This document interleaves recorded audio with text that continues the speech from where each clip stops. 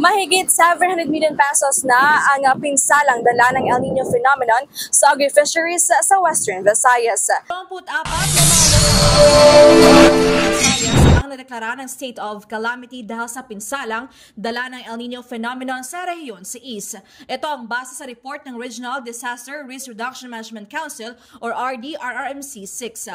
Base sa datos ng RDRRMC6, 18 ang mula sa probinsya ng Antique, 2 sa Iloilo, 1 sa Negros Occidental at 1 sa Iloilo City. Sa ngayon, naka-blue alert status na ang Western Visayas o activated na ang bawat response cluster ng bawat local government unit.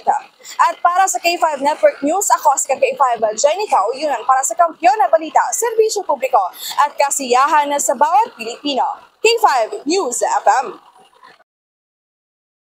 Ang ining balita ang ginadulong sa inyo sang DTX Coffee Mix. Himo sa natural nga sangkap pareho sang amarkuso, chia seeds, sugared cane extract powder. DTX Coffee Mix. Nakakapi ka na, naka-detox ka pa. DTX Coffee Mix. Mabakal sa mga butika.